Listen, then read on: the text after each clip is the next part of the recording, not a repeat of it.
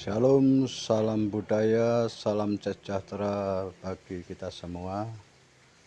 Mohon izin Bapak, Ibu, saudara-saudara sekalian, pada hari ini saya pendiri dan pembina Sanggar Wayang Wahyu Cakrabuana Kupang, Nusa Tenggara Timur mengekspos produksi Wayang Wahyu yang telah kami selesaikan pada hari ini. Dan ini adalah Wayang Wahyu cerita tentang Alkitab,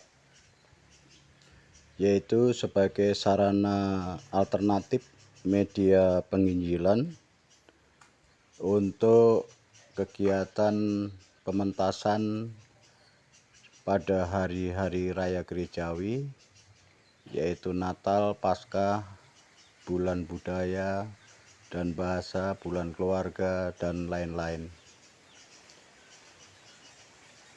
Sanggar Wayang Wahyu Cakrabuana Kupang, Nusa Tenggara Timur didirikan sejak tahun 2020,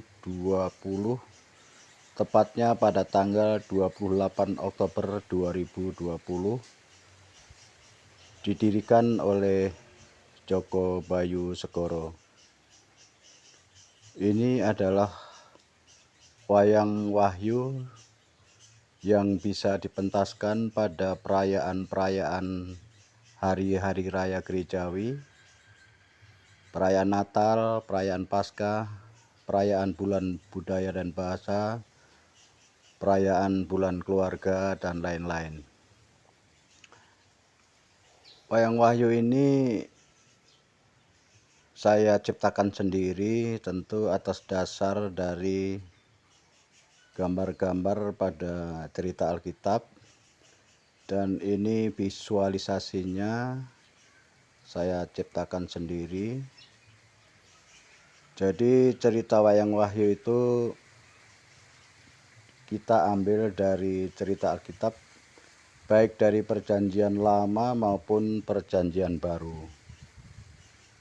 Tentu jika Bapak, Ibu, saudara-saudari ingin mementaskan Wayang Wahyu, bisa menghubungi kami, pengelola Sanggar Wayang Wahyu Cakrabuana Kupang, Nusa Tenggara Timur, lewat nomor HP kontak person atas nama Bapak Joko Bayu dengan nomor HP 082 146 849 640.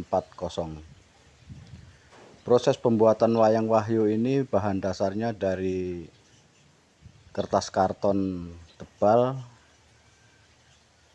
dan saya desain sendiri sesuai dengan imajinasi saya sebagai pegiat dan pelaku seni budaya. Ini adalah tokoh-tokoh Wayang Wahyu yang sementara kami produksi itu baru sampai pada cerita Natal. Tetapi nanti Wayang Wahyu itu akan diawali atau openingnya akan ditampilkan tokoh-tokoh wayang zaman sekarang untuk mengantar kepada inti cerita. Ini wayang ini kurang lebih sekitar 40 tokoh wayang yang sudah saya ciptakan. Dimulai dari cerita tentang kejatuhan manusia dalam dosa, manusia pertama Adam dan Hawa, dengan judul Tragedi Buah Al-Hayat di Taman Eden. Manusia jatuh ke dalam dosa dan terjadilah jurang pemisah antara manusia dengan Allah. Karena Allah penuh kasih kepada umatnya, sehingga Allah mengutus putra tunggalnya ke dalam dunia, lahirlah Sang Juru Selamat penebus dosa manusia, yaitu Yesus Kristus, lewat dari buah rahim kudus Bunda Maria. Setelah itu, setelah melewati cerita tentang tragedi di Taman Eden, nanti akan masuk kepada babak kedua, yaitu kisah kelahiran Sang Mesias. Diawali dengan munculnya malaikat menemui Maria dan Yusuf bahwa Maria telah mengandung oleh kuasa Roh Kudus dan akan melahirkan seorang bayi bernama Yesus. Kemudian Yusuf dan Maria pergi ke Bethlehem untuk mengikuti pendaftaran penduduk di seluruh dunia pada saat pemerintahan Kaisar Agustus. Dan pada saat malam hari di kota Bethlehem itulah bayi Yesus lahir di sebuah kandang binatang di kota kecil Bethlehem. Kelahiran bayi Yesus juga didengar oleh para gembala di padang Efrata, di mana para gembala tersebut didatangi oleh malaikat. Malaikat memberitakan bahwa telah lahir seorang juru selamat, yaitu Kristus Tuhan di kota Daud, dan para gembala akhirnya datang menjumpai bayi Yesus di kandang Bethlehem. Disusul kedatangan para Majus. Sebelum menemui bayi Yesus, para Majus menemui raja wilayah Yudea, yaitu Raja Herodes Agung. Dan Herodes Agung mengetahui bahwa telah lahir seorang raja baru, sehingga raja yang bengis ini merasa khawatir kalau taktanya nanti akan tergeser kedudukannya karena kehadiran Yesus, sehingga dia marah. Raja yang kejam dan bengis itu memerintahkan kepada para serdadu untuk membunuh semua bayi-bayi dan anak-anak di kota Bethlehem.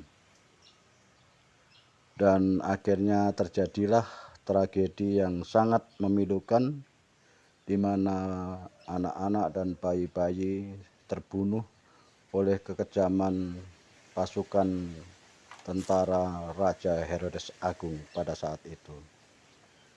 Tetapi oleh kuasa Tuhan, Tuhan mengutus malaikatnya menemui Yusuf dalam mimpi, supaya Yusuf dan Maria dengan bayi Yesus segera mengungsi ke tanah Mesir, sehingga bayi Yesus selamat dari pembunuhan yang keji itu. Demikian cerita daripada tragedi di Taman Eden, manusia jatuh dalam dosa, dan dilanjutkan dengan cerita Natal, yaitu kisah kelahiran Sang Mesias. Wayang Wahyu ini ada tim khusus, yaitu tim pentas, kru pentas, ada penata musik, penata lagu, penata tari, penata sound effect, ilustrasi musik, dan juga paduan suara. Kemudian juga ada pengisi suara, khususnya untuk tokoh-tokoh cerita Alkitab perempuan. Dan yang paling mendominan di dalam Wayang Wahyu adalah Sang Dalang, di mana dia akan memainkan seluruh wayang ini sesuai dengan skenario yang telah disiapkan. Demikian Bapak Ibu pemirsa sekalian, pada hari ini puji Tuhan bahwa saya telah menyelesaikan reproduksi atau rehabilitasi Wayang Wahyu selama 1 bulan, dan pada hari ini sudah bisa terselesaikan. Sekali lagi Bapak Ibu, saudara-saudari yang terkasih, apabila ingin mementaskan Wayang Wahyu bisa menghubungi kami, pengelola Sanggar Wayang Wahyu Kupang, dengan nomor kontak HP atas nama Bapak Joko Bayu, nomor 082 146 849 640. Sekian dan terima kasih. Kiranya kita tetap semangat di dalam melayani pekerjaan